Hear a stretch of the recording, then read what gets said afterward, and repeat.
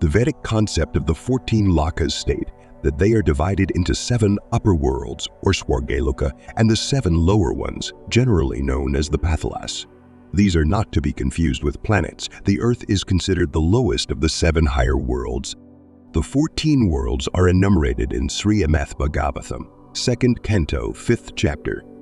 The upper world systems are Bhu, Viewer, Swar, Mahar, Janas, Tapas, and Satya. The 7 lower world systems are Tala, Atala, Vitala, Nitalatala, Mahathala, and Suthala. The lower worlds, as a whole, are called Pathala. Among the upper planetary systems, Bhu, Bhuvar, and Swar constitute Swargaloka, and the rest are called Marthya. The entire universe is thus known as Triloka. The 7 upper worlds represent a high state of conscious awareness. They range from being awake and pass through the various stages of enlightenment until the rishi reaches samadhi, or absolute enlightenment. Satyaloka is the abode of truth, or samadhi, where Atman are released from the necessity of rebirth, the highest state of conscious awareness, and the realm in which Atman and Brahman are reunited eternally. Tapaloka is a pure state of consciousness. From this state, it is easy to access Satyaloka if you are already fully enlightened but need a conscious awareness in everyday life on earth. Jnanaloka is a level of illumination known as God consciousness. People who reach this level today are typically known as mystics but are usually great healers or spiritual teachers. Mahaloka is the realm of consciousness that can be accessed by the great sages such as Brig Muni and Markandeya. They have an incredible depth of understanding and can be considered devas or demigods. Swarloka is inhabited by the 33 Vedic gods, who represent individuals that have mastered their emotions and have no attachments in the physical realm. Here you find inner peace. Swarloka is located between the sun and polar star, the heaven of the gods Indra. Indra, Devatas, Rishis, Gandharvas, and Apsaras live here, a heavenly paradise of pleasure, where all the 330 million Hindu gods reside along with the king of gods, Indra.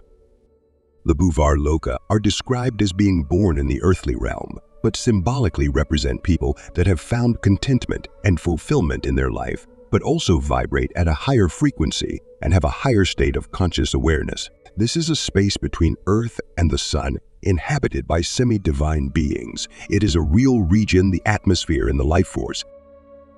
The Bohr Loka is an earthly realm and is the state of consciousness for many people, awakened or otherwise. Attachments to material possessions or physical needs are still present, but the initiate is aware of themselves and others. The Vishnu Purana says that the earth is merely one of the thousands of billions of inhabited worlds, like itself, to be found in the universe. The lower realms are lesser states of consciousness where the highest inhabitants enjoy an opulent life of materialism but have very little spiritual insight. The realms are described in the Puranas as being dark worlds devoid of sunlight, which is symbolic for enlightenment. Atalaloka is ruled by Bala, who possesses mystical powers.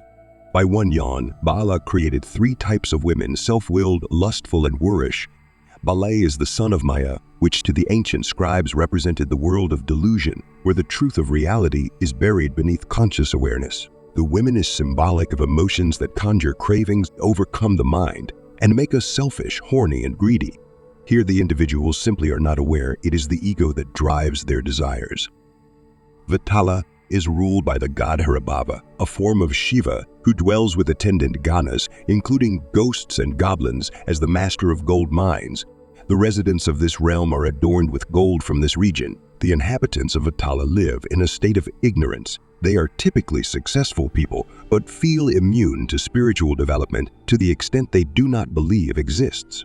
Although they are aware of the demons that dwell in their own consciousness, they ignore them because they think they are too good to make mistakes.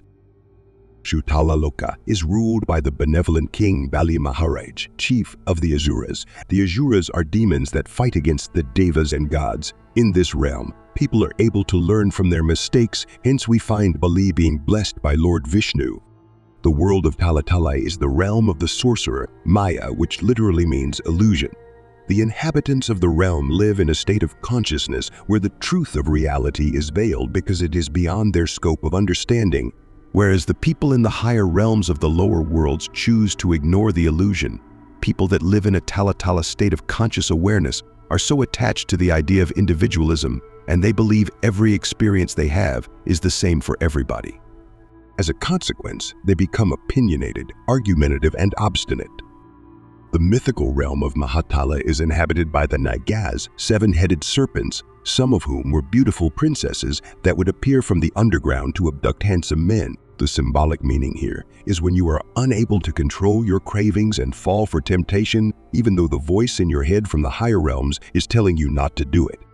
Overcoming emotions and cravings in these situations enables you to raise spiritual awareness, which is why we also find the Naga in Hindu iconography hovering above the heads of the gods.